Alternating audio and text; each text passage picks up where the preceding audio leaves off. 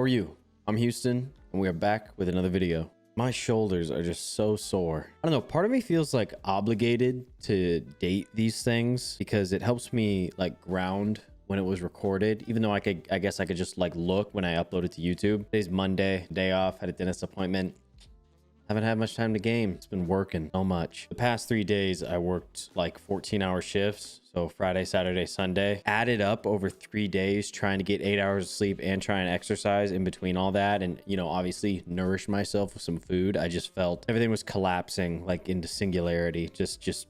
Oh, and if you're wondering about like the pillow right there with the books, Yami knocks down those books on that shelf, the third one up on the right, and he knocks them down at like 5:20 in the morning every morning because he knows he's operationally conditioned to get fed at like 5:35 in the morning because I wake up at 5:30 in the morning every day for work. So he hears my alarm. So operationally conditioned to know that the food comes after the annoying iPhone alarm. But if for some reason I hit snooze, 10 more minutes, man, totally makes a difference later on in the day. It doesn't at all, but still, he will start knocking books down, and he just hates those books. I don't even, which ones are they? I'm pretty sure one of them is my Tech on Concrete art book, which makes me sad because his little claws sort of like ripped the book binding cover, not the actual binding, but the it's like a vanity cover or something. I forget the name of it. See, look at it.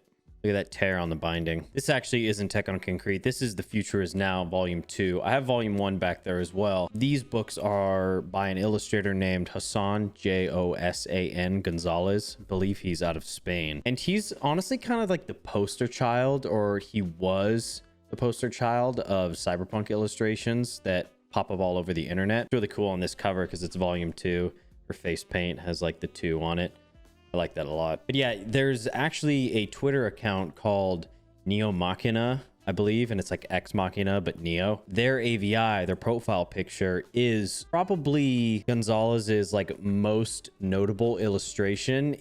I'm sure it's like on one of these. Actually, it might be on Volume 1. So it's not this exact one, but it's very similar to this. I believe their profile picture, it has like the X's on the mask. I guarantee that if you've sort of dove into a lot of cyberpunk art, then you've probably seen a lot of his illustrations. I think he may have helped inspire like a lot of the stuff in Cyberpunk 2077. He's basically created this whole entire world, like this cyberpunk world, and they have not only characters, but like these massive layouts as well. So like scenes like this.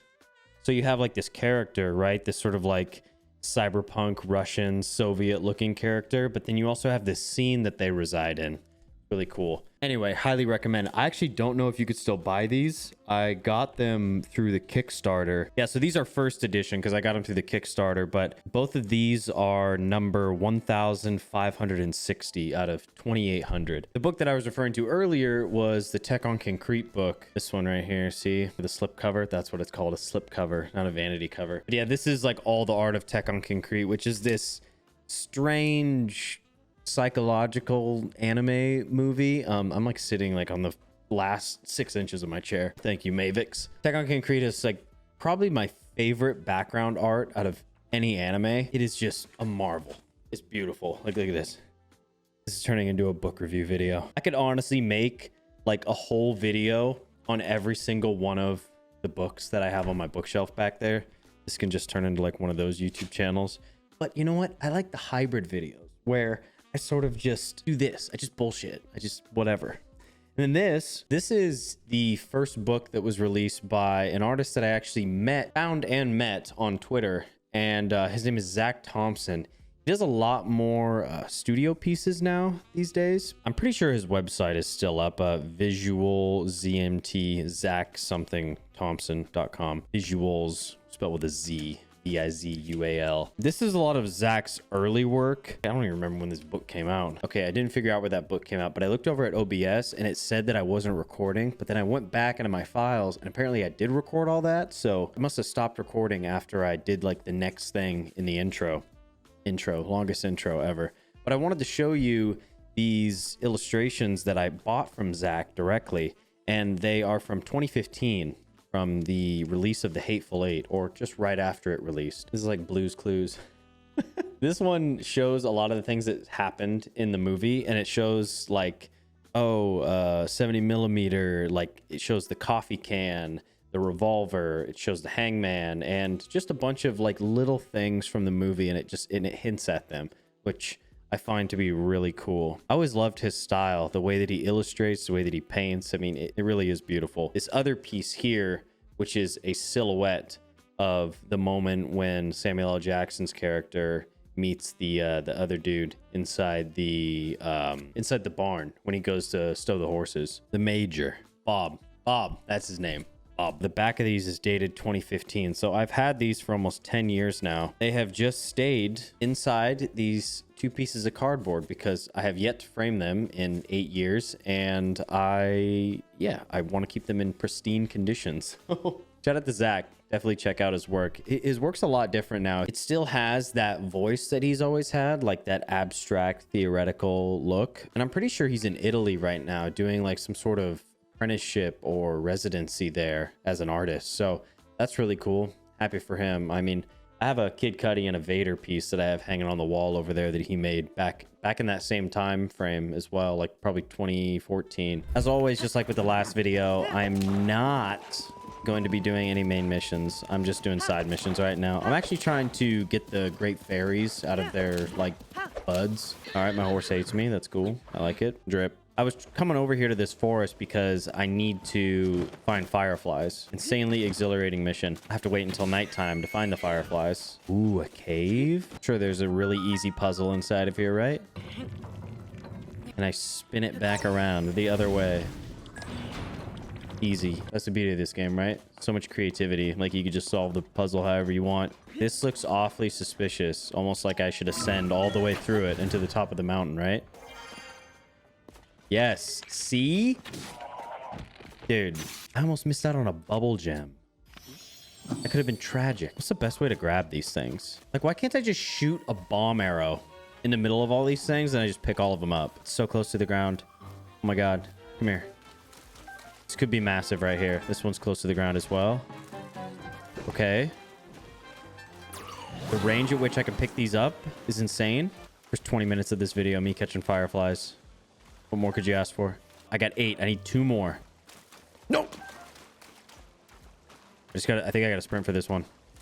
Okay, we got all 10. Let's go. Yeah. It's better than like beating Dancer in DS3. Oh my God. I still need to go to Hateno Village so I can like try and work on the dyes, because I want to like change the color of some of my clothing and especially change my glider. I need new glider drip. Stable drip. I'm never gonna forget that until I forget it. I'm so behind on this game compared to some of my friends. I'm like, how are you guys like 100% on this already? It's insane. How are you finding all the Korok seeds? I don't get it. So when I was in the gym yesterday after work, I've been doing like these landmine exercises. So like you take the barbell, right, and you like stick it into the corner of something, and then you lift the barbell up once there's plates on it. And so like you could do like a split stance and like push the barbell up like this, and it's really good for like your scapula and like all your shoulder muscles, like just in this whole area right here, this giant ball of muscle. And yeah, I can like feel it in my obliques. I can feel it like pretty much throughout both sides, like from my hip all the way up to my shoulder on both sides of my body, because obviously I just did it like one-handed on both sides. And yeah, man, it felt so good. I feel like landmine exercises, I've neglected them, right?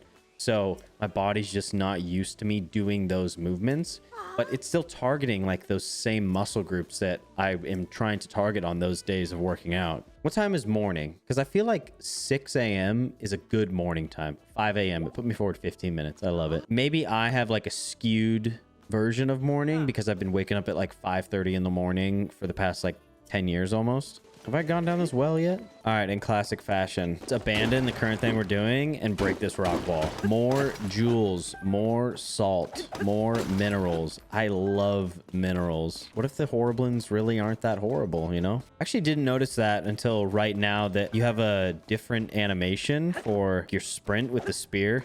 Spears seem to kind of be like the most OP thing in this game. But yeah, it's like a really cool like lunge with it. You know what it reminds me of? The Viper from Game of Thrones. What's his name? Pedro Pascal's character. I forget the actual character in game, but like when he's fighting the mountain, spoilers I guess, fucking 20 years ago. But yeah, it looks like a move that's like very much inspired by him. Or I think Achilles does it in the Troy movie. Like I specifically remember Brad Pitt's character doing something very similar to that. I like how it eases too. Just 50 attack power. What? To an arrow? Oh my god. I think that's like the most insane fuse item that I've ever gotten. I know I was talking about work earlier, but the type of work that I'm doing is storm related, like utility related. So like rainwater and things that like run off the street just runs into drains, right? It runs into storm basins. Those storm basins go to a treatment plant and then they get treated and they go to outfalls and yada, yada, yada, yada. There were a couple basins that were like broken because of the way that somebody was digging next to them. So we had to go in and we had to replace 3 basins. And these things are already tied into like the live storm system. Luckily, it's not raining here or otherwise it would have been like a nightmare. We actually probably would have just waited until we had some decent weather like we do now. I mean, it's not just decent, it's beautiful out. You could maybe just see it on my face. I'm kind of burnt on my face. I have been wearing a lot of sunscreen, but dude, sometimes all the sunscreen in the world can't protect you. But yeah, so basically what we had to do was we had to cut the pipes that were going inside the basins, and they're basically these concrete cubes. And we had to cut the existing pipes, and then we had to pull the basins out, put the new basins in, and then tie the pipes back into each basin. And we had to do that with 3 different ones. So most of the time, basins will have 2 pipes running into them, one on the uphill side and one on the downhill side for flow. But one of these had like 3 pipes in it. So it's basically like figuring out the perfect place to put the basin. And I'm trying to say this in like layman's terms, but it's called grade. So we have to basically put the basin at the correct grade so it's matching the invert or bottom of the existing pipes. So when the basin fills up, it still properly like drains downhill of where it's supposed to. I'm stupid. I'm so stupid for that. So yeah, that's why I worked 3 long days in a row, because those things had to be fixed. And the stuff that I'm doing during the week right now, which is like building a giant wall, it takes up all of our time. So we just wouldn't have time to fix the basins. That being said, I am an operator, so I'm in the machine, but I have no problem like getting out of the machine and helping the people that are on the ground. I'm not too good for that, and I never have been. Some of the people that we're currently working with like don't have pipe experience. Yeah, it's like teaching people while doing something that's already very difficult. It can just be a challenging task. I'm up for it though. I like a good challenge. I went inside the well right here. I went all the way down here. Damn, it's pretty cool. Anyway, remember that Firefly mission that we were doing? I thought this was a town for a second. Oh my god, there's so many of them. Wait, are they like... Oh, those are Gorons. What's going on over here? Are they about to lay siege to the ship? Oh, hey, look. A sign guy. I'll come back to you, I swear. Oh my god, look at that. The physics of that? Dude, it looks like a spine. Oh yeah, speaking of spine, the whole mobility thing that I was talking about. Stretching feels so good, but why is it so difficult to like... For instance, for me, my hips are like really closed. So I'm trying to like open up my hips more. Like my hip flexors and my groin and just even the outside of your hips. Like if you do this stretch called a 90-90 and then bend over the front leg, the 90-90 is amazing for like the outside of your hip. But god damn, it doesn't hurt, but it's like that deep stretch. Dude, are we charging in? Hell yeah, let's go. Perfect way to start this is a bomb, of course. Whoa, guys.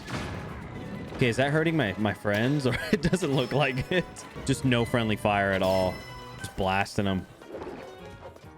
Okay, why are they both attacking me? That's not cool. Big damage, dude. Big damage. And he's throwing his friends at me. I'm just soloing this whole thing. I didn't even have to repair the bridge. It's too easy. Treat the wounded. All the people that I blew up with flower bombs. Yeah, everybody's like missing their limbs now. You think you could reattach them the same way that you reattach the bridge? I did not forget about the sign guy. I think he's over here. Dude, I finished Succession. Might be one of the best TV shows like ever. Ever. Like through and through. I really think that the show's like a 10 out of 10. And I'm really hesitant to say that about a lot of things. But I mean, everything from like the writing, the cinematography, the pace, just everything is so pinpoint. It's so accurate. It is done so well. You could just tell that the people that created it, Mark Mylod and I forget the other guy's name, they had like an idea and they executed it with just precision. It's like laser focus from beginning to end. And I mean, the actors play all their parts perfectly. You're not really sure who to root for. It is a roller coaster of a show. I don't want to say that much. 4 seasons.